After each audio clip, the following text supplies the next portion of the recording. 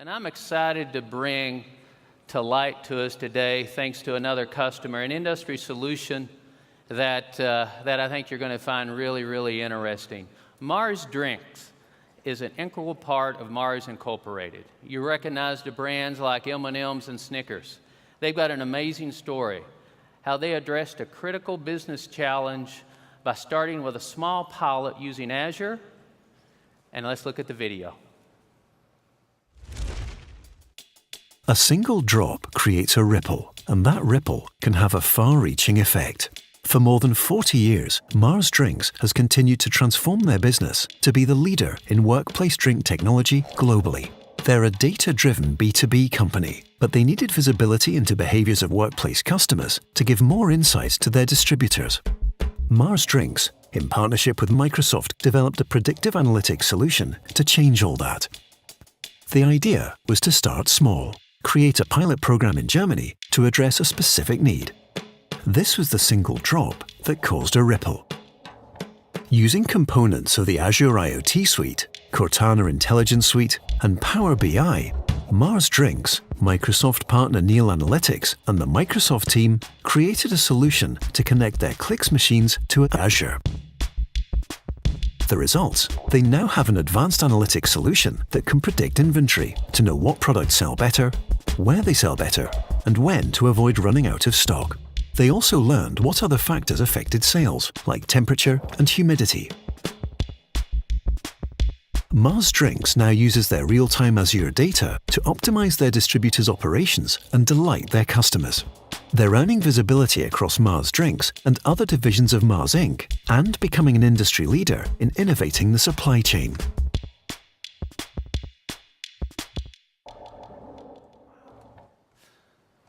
Ladies and gentlemen, very excited to welcome the CIO of Mars Drinks, Jamie Head.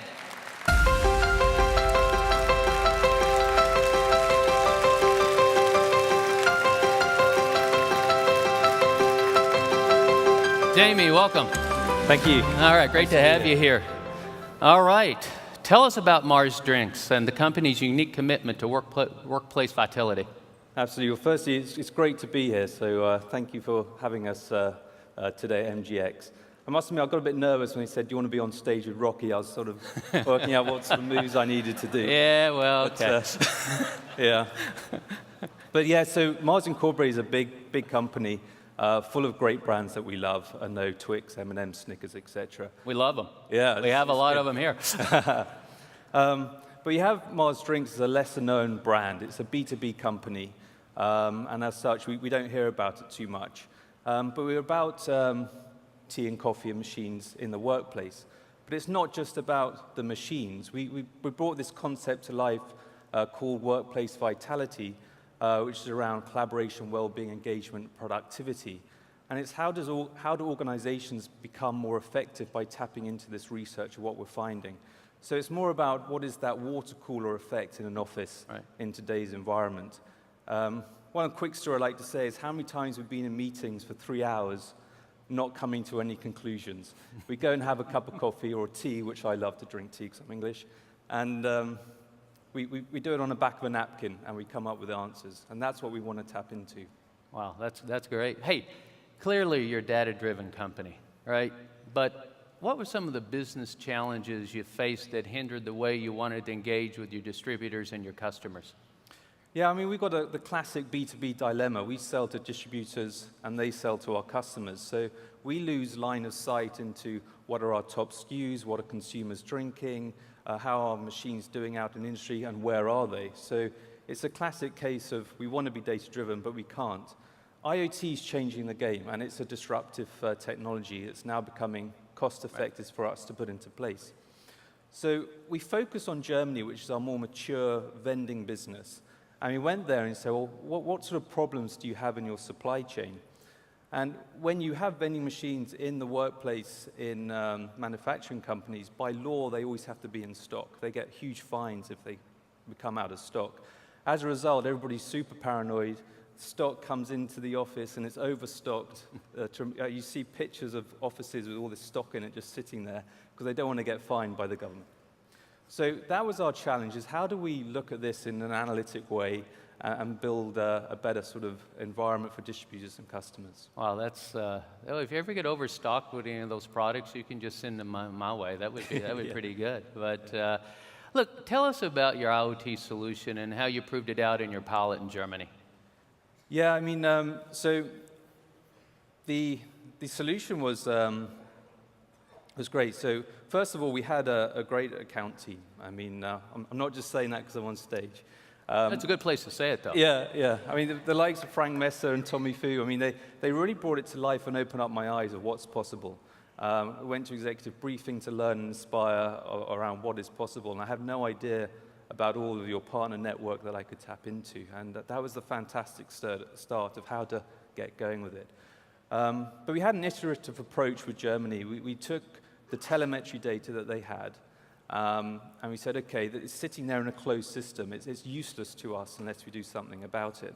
And very quickly, within 10 weeks, Neil Analytics ingested 3 years' worth of data into the cloud and built some algorithms around predictive stock maintenance, machine maintenance, and menu optimization for us. And all of a sudden, you could present it out in Power BI, as you all know, to the customers and back to us in real time. So suddenly, we had all this information, actionable insights that we could do something with. It was fantastic to have it and be able to own your own destiny as a result of it. So we started to pilot this with distributors, and they loved it. In the power of their hands, they could now see what customers are out of stock, but when are they going to be out of stock?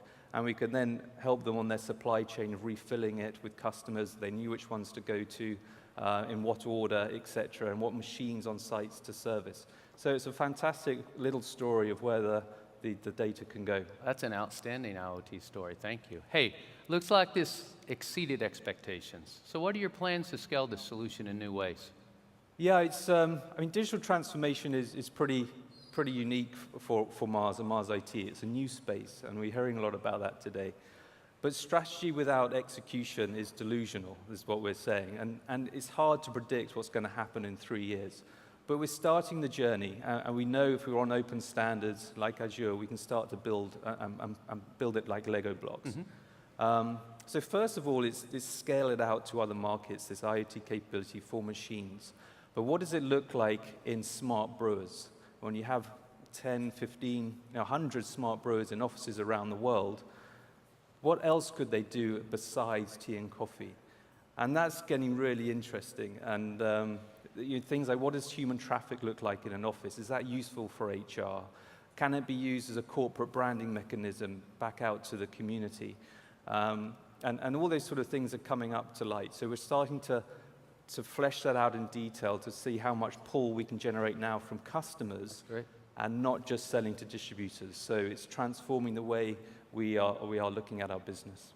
Jamie, that's super. Thank you so much. We're working you today, right? Yeah, I'm on this afternoon. Yeah, apparently. well, that's so great. Thank you for helping us with that. Thank you for being a great customer. And thank you for being here. That's All great. right. Thank you very much. Cheers.